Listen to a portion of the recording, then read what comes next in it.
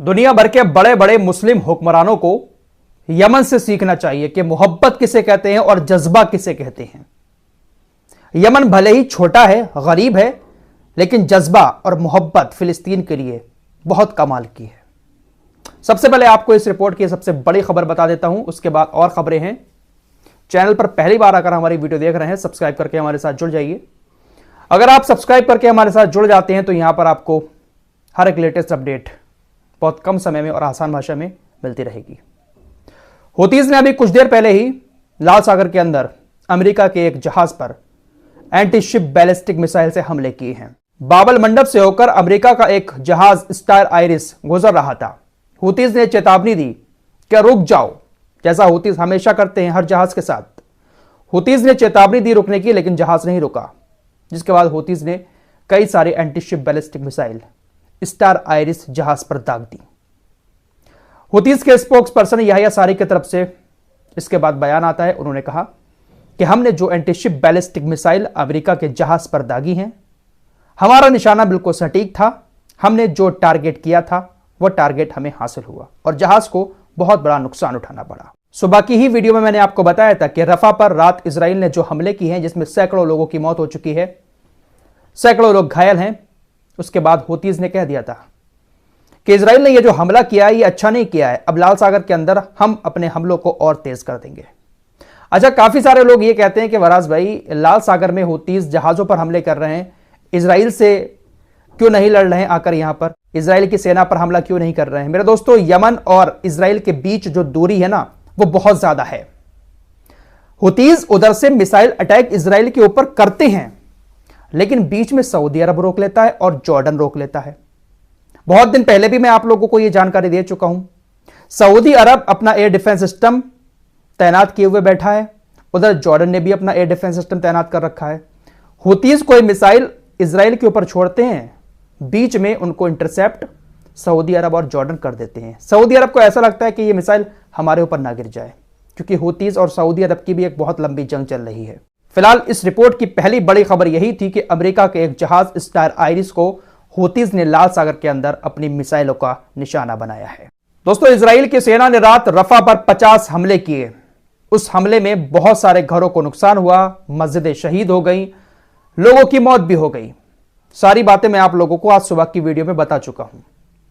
इस हमले के बाद अब इजराइल डिफेंस फोर्सेस का बयान आया कि हमारी सेना ने रात रफा के अंदर जो ऑपरेशन चलाया है, जो हमले किए हैं, उसका हमें यह नतीजा मिला कि हमारे 2 बंधक हमास की कैद से आजाद हो गए। इजराइल डिफेंस फोर्सेस का कहना है कि हमने रात जो हमले किए, उस हमले के बाद हमास के जो लोग थे वो बंधकों को छोड़कर भाग गए और इसके बाद हमारी सेना ने एक घर से रफा के इन दोनों बंधकों को आजाद करवाया।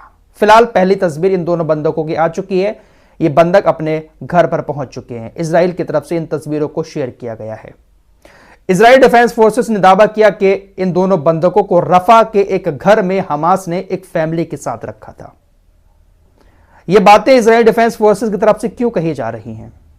ये दोनों आजाद तो हो गए हैं, अब ना जाने इनको कैसे आजाद कराया है इजराइल की फोर्स ने, लेकिन ये जो बात कही जा रही है कि रफा के एक घर में फैमिली के साथ रखा था, यह बात इजराइल इसलिए कह रहा है क्योंकि इजराइल दुनिया को यह दिखाना चाहता है कि देखिए, हमारे जो बंधक हैं वो रफा के घरों में मौजूद हैं, इसलिए हमें रफा पर हमले करने पड़ेंगे अपने बंधकों को छुड़ाने के लिए। नेतन्याहू का बयान आ चुका है इस मामले पर।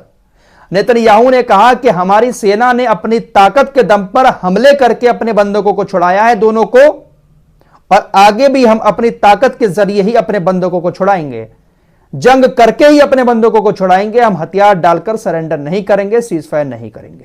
इन 2 बंधकों की रिहाई से इजराइल को अब पूरा मौका मिल गया है रफा पर हमले करने का। इजराइल रफा पर हमले करेगा और कहेगा हम अपने बंधकों को छुड़ा रहे हैं।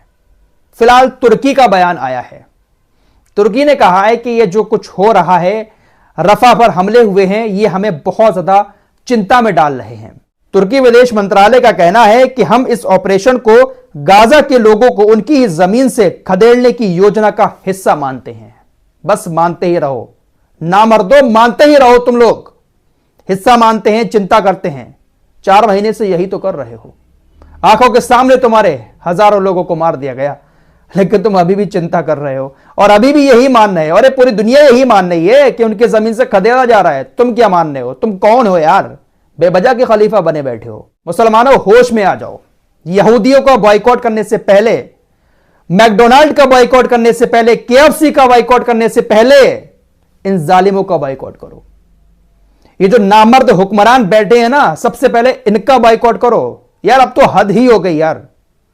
जंग शुरू हुई थी तब इनकी तरफ से बयान आते थे, लगता था ये कुछ करेंगे कुछ करेंगे, लेकिन भाई साहब 4 महीने हो चुके हैं। दिल रोता है यार ये सारी चीजें देखकर। अल्लाह ने ताकत दी है, पैसा दिया है, अकल दी है, सब कुछ दिया है, लेकिन सब खामोशी के साथ सिर्फ बयानबाजी कर रहे हैं। दोस्तों ये बातें आप लोगों के सामने बार बार कहना पड़ती हैं क्योंकि दिल रोता है यार। जो हालात हैं, छोटे छोटे बच्चों के हाथ पैर उठाकर रफा के लोग दिखा रहे हैं। एक बंदे ने पूरा ब्लड खुरचा जमीन से और इतना ज्यादा सा इकट्ठा करके वो दिखा रहा था, देखा भी नहीं जा रहा है कैसा ब्लड फैला हुआ है गाजा के अंदर, रफा के अंदर। इजराइल डिफेंस फोर्सेस ने 4 महीने के बाद अपने 2 नागरिकों को हमास के कैद से क्या छुड़ा लिया कि अब बड़ी बड़ी बातें इजराइल डिफेंस फोर्सेस की तरफ से की जा रही हैं कि हमारे सैनिक जो हैं वो बहुत ज्यादा बहादुर हैं। अपने दोनों बंधकों को बचाने के लिए हमास की गोलियों को अपने शरीर पर लिया है, लेकिन उनको कुछ नहीं होने दिया। इस तरह की बड़ी बड़ी बातें अब इजराइल की सेना कर रही है। इजराइल के स्पोक्स पर्सन डेनियल हगारी का कहना है कि हमारी सेना ने जो ऑपरेशन चलाया है, अपने दम पर हमने 2 बंधकों को रिहा करवाया है और आगे भी इस ऑपरेशन को जारी रखेंगे और बहुत जल्द रफा से अपने सारे बंधकों को आजाद करवा लेंगे। इजराइल को शायद अब ऐसा लगता है कि हमारे जो बंधक हैं वो रफा के अंदर ही हैं। वहीं दोस्तों खबर आ रही है कि नीदरलैंड की एक अदालत ने तुरंत अपनी सरकार से कहा है कि वो इजराइल को F-35 लड़ाकू जेट देना बंद करे। नीदरलैंड की सरकार ने इस जंग के दौरान बहुत सारे F-35 लड़ाकू जेट इजराइल को दिए हैं, वहां पर बनते हैं, इसलिए वो इजराइल को दे रहा है। सरकार ने कहा है कि 7 दिन के अंदर अंदर इस पर रोक लगाई जाए और इजराइल को एक भी लड़ाकू जेट अब नहीं दिया जाएगा। इजराइल डिफेंस फोर्सेस अल जजीरा के पत्रकारों को अब निशाना बनाने लगी है। इजराइल डिफेंस फोर्सेस का कहना है कि अल जजीरा के जो पत्रकार हैं गाजा के अंदर, पत्रकार के अलावा वो हमास के कमांडर भी हैं। सच्चाई दिखा रहे हैं तो वो कमांडर बता दिया हमास का। एक बड़ी खबर कतर और भारत को लेकर आ रही है। आपको पता होगा कतर के अंदर भारतीय नौसेना के 8 पूर्व ऑफिसर्स को जेल के अंदर डाल दिया था। उनको फांसी की सजा भी हो गई थी, लेकिन फिर अदालत ने फांसी की सजा को हटा दिया, उनको जेल में बंद कर दिया था। लेकिन अब खबर आ रही है कि उन 8 को कतर की जेल से छोड़ दिया गया है। कतर की सरकार ने उन 8 ऑफिसर्स को रिहा कर दिया है क्योंकि एक भी आरोप कतर की सरकार, कतर की पुलिस लोगों को नहीं दिखा पाई। उन लोगों के ऊपर जो आरोप लगे थे वो आरोप सिद्ध नहीं हो पाए ठीक से, इसलिए कतर ने उन 8 को छोड़ दिया है। जिसके बाद हमारे देश के अंदर चर्चाएं हो रही हैं, मीडिया पर खासकर मोदी जी की बहुत ज्यादा चर्चा हो रही है कि मोदी जी ने एक बार मुलाकात की कतर के शेख से और उसने 8 ऑफिसर्स को जेल से छोड़ दिया। मोदी जी की वजह से 8 ऑफिसर्स बाहर आ गए।